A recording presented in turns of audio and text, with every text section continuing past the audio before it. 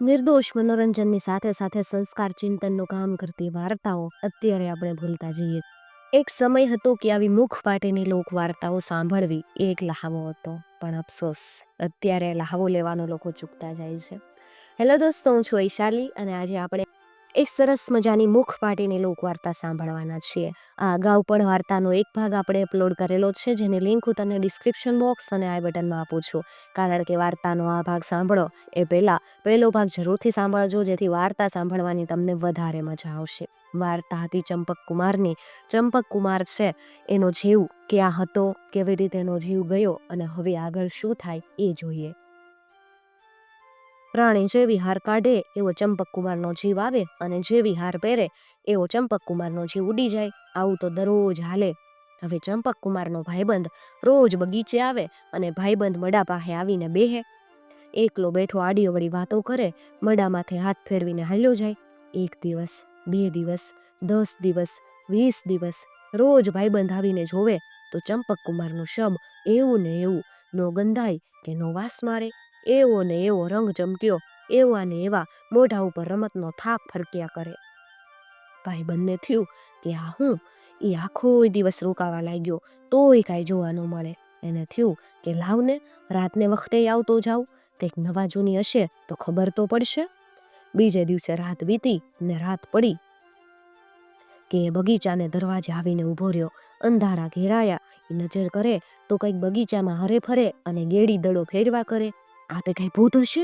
એવા વિચારે થરથરતો ભાઈબંધ ઝાડના થડની આડે હંતાઈને જોવે તો દડો દોડાવનારો પાસેથી નીકળ્યો. ધારીને જોવે તો ચંપક કુમાર પોતે. ભાઈબંધે તો થડ આડેથી જ જવાબ દીધો, ભાઈ ચંપક કુમાર. અવાજ સાંભળીને ચંપક કુમાર દોડી આવ્યો. ગેડી દડો ફેંકી દીધો. ભાઈબંધને ભેટી પડ્યો. કોટે વળગી પડ્યો. બે એકબીજાને છોડે નહીં. અડધી રાત બીતી ત્યારે છૂટા પડીને બે વાતે વળગ્યા. ચંપક કુમાર કે ભાઈ, કાં તો મારા માસીએ જ મારા જીવને કંઈક કર્યું લાગે. એ મારા જીવની વાત જાણતા હતા. એ વગર દિવસે જીવ જાય નહીં અને રાતે જીવ આવે નહીં. તું જઈને રાજાજીને વાત કરને કે કંઈક તરત નિકાલ આવે. ભાઈબંધ કે ના ભાઈ, એવી ઉતાવળ ઉલટી ભારે પડશે. હવે જીવ એના હાથમાં આવી ગયો, કંઈક ખબર પડી જાય તો તને જાનથી મારી નાખે. એ કરતા વાત જોઈએ, કંઈક વાત વિચારવી જોઈએ. ઉતાવળા હો બાવરા, ધીરા સો ગંભીર. ચંપક કુમાર કે ભલે. રોજ રાતે ભાઈબંધ બગીચે આવે, ચંપક કુમારની સાથે રમે જમે અને રાત બીતાવી સવારે પાછો પોતાના ઘરે ચાલ્યો જાય. વરસ ઉપર વરસ જવા લાગ્યા, પણ માનીતી રાણીના હાથમાંથી જેવું કેમ છોડાવવો એનો કાંઈ ઉપાય સૂઝે નહીં. પણ હવે ચંપક કુમારની આ દશા થઈ એ પહેલા થોડા વર્ષની વાત. માણસ માત્ર કપાળે છઠ્ઠીના લેખ લેખા વિધાતા પુરુષ. વિધાતા પુરુષને એકની એક બેન, બેનને ઘરે દીકરી અવતરી.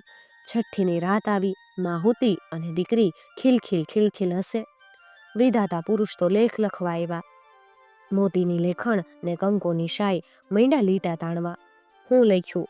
રૂપ લખ્યું, ગુણ લખ્યા, નસીબ રૂડા રાજ લખ્યા, રાજાનો કુમાર પતિ લખ્યો અને 5 પુત્ર લખ્યા. પણ જ્યાં દીકરીના સૌભાગ્યની રેખા તાણવા જાય ત્યાં બેનની આંખ ઉઘડી ગઈ. બેનથી ન રહેવાયું. એકદમ ઝબકીને બોલી બેન ઉઠી, ભાઈ ભાઈ, મારી દીકરીના લેખ કેવા લખ્યા? લેખ લખતા વિધાતા પુરુષ ઝબકી ગયા. હાથમાંથી લેખણ પડી ગઈ અને દીકરીની સૌભાગ્ય રેખા માથે આડો લીટો તણાઈ ગયો. વિધાતા પુરુષ કે, બેન, તે ભૂંડી કરી. મને ઝબકાવીને તે દીકરીનું સૌભાગ્ય ખંડિત કર્યું. દીકરીના લગ્ન રાજાના કુંવર સાથે થાહે, પણ રાજાનો કુંવર મરેલો હશે. તને મરેલો જમાઈ મળશે બેન. આટલું કહી અને વિધાતા પુરુષ તો હાલતા થયા. વિધાતા પુરુષનો હાથ ચાલીને બેન કે, અર ભાઈ, તારા હાથે ભાડે જ ના જવા ભાગ લખાયા, ભાડેજના નિશાસા નહીં લાગે. વિધાતા પુરુષ કે, હું કરું બેન? મારી રેખ મારે હાથે ન ફરે, પણ દીકરીનું નામ પાડજે શીલવંતી. એના શીલને જોરે એના ભાગ્ય જોર કરે તો ભગવાનની મરજી. આટલું કહી અને વિધાતા પુરુષ તો હાલી નીકળ્યા. દાડે દિવસે તો શીલવંતી મોટી થવા લાગી. શીલવંતીના અંગે અંગથી રૂપ ઢળી જાય. શીલવંતીના ગુણ દેખીને આડોશી પાડોશી મોઢામાં આંગળા નાખે. વેરીના વેર ઠારે એવા શીલવંતીના તો રૂપ અને ગુણ. પણ શીલવંતીના રૂપ જોઈ જોઈને માને એનું ભાવિ યાદ આવે. મનમાં અને મનમાં દીને રાત બળ્યા કરે. શીલવંતી મોટી થઈ એટલે શીલવંતીની આંગળી ઝાલીને માં તો હાલી નીકળી. ગામ જાય, પરગામ જાય, હાલી જ જાય. ક્યાંય રોકાય નહીં. શીલવંતીનું કોઈ માગું કરે તો મોઢું ફેરવીને હાલતી થાય. દીકરીને લોકોની આંખે દેખાવા નથી દેતી. આમ ને આમ હાલતા હાલતા 16 વર્ષ વીતી ગયા. 16 વર્ષને અંતે બાઈ ચંપકકુમારના બગીચાને દરવાજે આવીને ઊભી રહી. આખો દિવસ હાલી હાલીને શીલવંતી થાકી ગઈ. શીલવંતીને તરસ લાગી. શીલવંતી કે માં મને તરસ લાગી, પાણી પીવું. શીલવંતીને બગીચાના દરવાજે બેહાડી અને માં શહેરમાં પાણી લેવા હાલી. શીલવંતીની નજર આ બગીચા ઉપર ગઈ. એણે તો દરવાજો ઉઘાડ્યો અને એ તો અંદર ગઈ. અંદર જઈને જોવે તો જાત જાતના છોડ ને ભાત ભાતના ઝાડ. છોડે છોડે ફૂલ લટકે, ઝાડે ઝાડે ફળ ઝૂલે. જોતી જોતી શીલવંતી તો હાલી જાય. હાલતા હાલતા હાલતા મહેલે આવી પહોંચી. રાતના અંધારામાં મહેલ ઝગમગે, આસપાસ અંજવાળા પાથરે. શીલવંતી ઊભી ઊભી આખો મહેલ નિરખ્યા કરે. એ જ વખતે ચંપકકુમાર જીવતો થયો. જમી કરવી ગેડી દડો લઈને બહાર નીકળ્યો. ગેડીએ દડો દોડાવવા લાગ્યો ને આમ તેમ દોડવા લાગ્યો. દડો દોટાવતા એની નજર શીલવંતીની માથે પડી. પાસે આવીને જોવે તો કોઈ 16 વર્ષની સુંદરી ઊભી. અંધારામાં એ સુંદરીના રૂપ જાણે આંખો આંજી દે. ચંપકકુમાર પૂછે, અરે સુંદરી, તું કોણ? દેવલોકની અપ્સરા કે નાગલોકની નાગકુમારી? શીલવંતી કે, હું નથી અપ્સરા કે નથી નાગકુમારી, મરતલોકનું માનવી છું. વખાની મારી ગામ પર ગામ ભટકું છું. ચંપકકુમાર કે, આવા રૂડા રૂપ અને વળી વખાશે ના? શીલવંતીએ માંડીને પોતાની કરમ રેખાની વાત કરી. આ વાત સાંભળીને ચંપકકુમાર કે, શીલવંતી, હું જ મરેલો રાજકુમાર. હાલ મારા મહેલે, મારી સાથે રહેજે, ખાજે પીજે ને મોજ કરજે. શીલવંતી કે, પણ તમે જીવતા માણસની જેમ હસી બોલીને વાત કરો છો અને તમે મરેલા કેમ કહેવાવ? ચંપકકુમાર કે, હાલ તો ખરી. રાતની રાત તને ખબર નહીં પડે. સવારે સૂરજના અજવાળા પથરાતા બધુંય દેખાઈ જશે. શીલવંતીને લઈ ચંપકકુમાર પોતાના મહેલે આવ્યો. મહેલે આવી અને શીલવંતીને રૂડા આસન આપ્યા, ઠંડા જળ દીધા, ભાવતા ભોજન દીધા. શીલવંતી ચંપકકુમારની સામે જોતી જાય, દિવસોની ભૂખ ભાંગતી જાય. આ દરમિયાન શીલવંતીની માં પાણી લઈને પાછી ફરી. બગીચાના દરવાજે જોવે તો દીકરી ન મળે. માએ ઘણી રાડો નાખી, પણ મહેલમાં બેઠી શીલવંતીને તે કાને ક્યાંથી પડે. બિચારીમાં રાડો નાખી નાખી હાલતી થઈ ગઈ. ગોતતી ગોતતી વંદરાવનને માર્ગે ચડી ગઈ. વંદરાવરની ગીચ ઝાડીમાં ઈ તો અટવાઈ ગઈ. આ બાજુ જમી કારવી શીલવંતી ચંપકકુમારની સાથે હસી બોલી રહી તે ચંપકકુમારનો ભાઈબંધ આવ્યો. એને કાને આ બોલાશ પડ્યો. એને થયું કે આ ઉજ્જડ મહેલમાં કોના બોલાશ? ચંપકકુમાર કોની હારે હસે બોલે? આવીને જોવે તો 16 વર્ષની સુંદરી હસીને બોલી ચંપકકુમારની સાથે વાતો કરે. મહેલમાં આનંદ ઉત્સવ પથરાઈ ગયો. ભાઈબંધ આવતા ચંપકકુમાર ભેટી પડ્યો અને શીલવંતીની વાત કરી. ભાઈબંધ કે, ભાઈ ચંપકકુમાર, શીલવંતીની સાથે લગ્ન કરી લે. તારા નસીબે તું જીવતો મળું થયો. જો શીલવંતીના શીલ જોર કરે અને તું પાછો જીવતો થા તો તારા ભાઈ. એને ઘડીએ આલા લીલી કેળ કાપી 4 થંભ રોપી ચંપકકુમારે શીલવંતીની સાથે 4 આટા ફરી લીધા. શીલવંતી તો આવો ચંપકવાળો રાજકુમાર પોતાનો પતિ થયો એ જોઈને હરખાયા કરે, હિંસા કરે અને એના આનંદનો કોઈ આરોવારો નથી. આનંદ ઉત્સવમાં ક્યારે શીલવંતી હોઈ ગઈ એની એને ન ખબર પડી. સવારે ઉઠીને શીલવંતી જોવે તો ચંપકકુમાર હજી સૂતો જ. શીલવંતી ઉઠીને આમ ફરી તેમ ખડી, ઘડી વીતી, પોર વીત્યો. ફરી ફરીને શીલવંતી ચંપકકુમારને જોવે તોય હૂતો ને હૂતો. થાકીને શીલવંતી પાસે આવી. ચંપકકુમારને ઉઠાડવા માટે હલાવવા લાગી, પણ ચંપકકુમાર હલે કે ચલે. મડા જેવું મડું પડ્યું. મડું જોઈને શીલવંતીના દુઃખનો પાર ન રહ્યો. મડાને માથે પછડાટો ખાય, ચોધા રાહુડે રોવે. રડી રડીને આંખો હુજી ગઈ.